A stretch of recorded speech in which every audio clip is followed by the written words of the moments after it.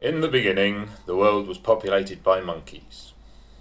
Blind, single-celled monkeys, who couldn't see, on account of being blind. Despite this, they still managed to make eyes at each other, and make copies, and reproduce, and eventually evolved into blind, multi-celled monkeys.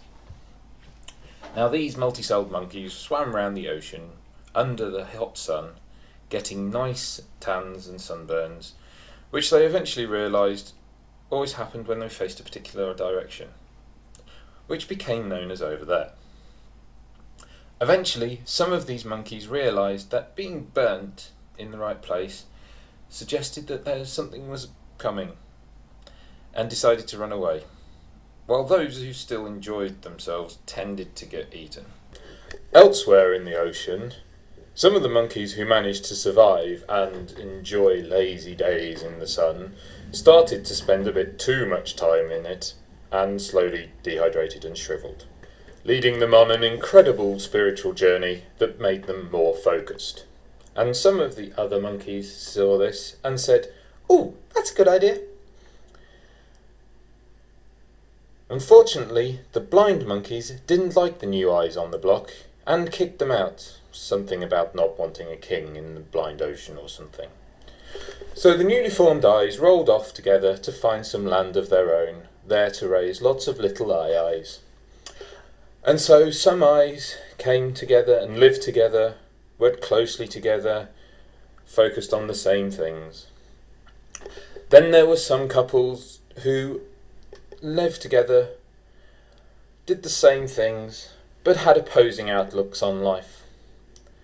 Then there were the couples who lived together but led completely independent lives, only coming together when it really mattered.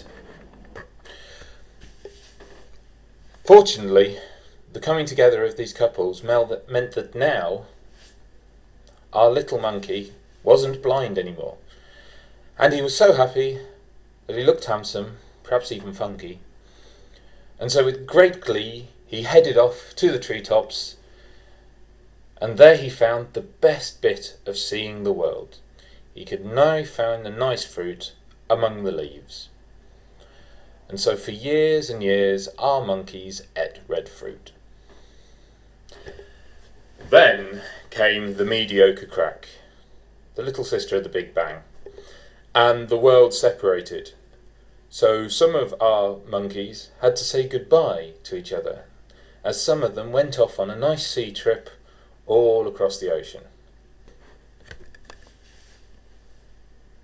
Eventually, America got to where it was going, and so the monkeys decided to settle there. And they were a chilled out lot of monkeys, growing beards and smoking the wonderful array of hallucinogenics the continent had to offer.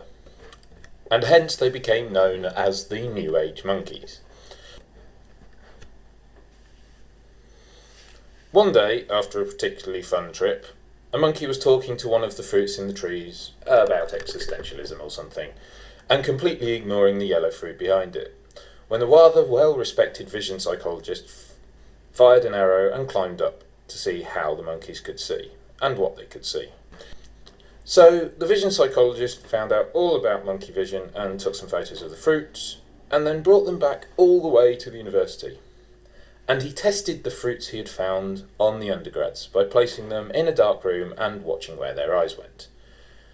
And all they really found out was that undergraduates are worse than monkeys at picking out fruit, especially if they are Scottish. The end.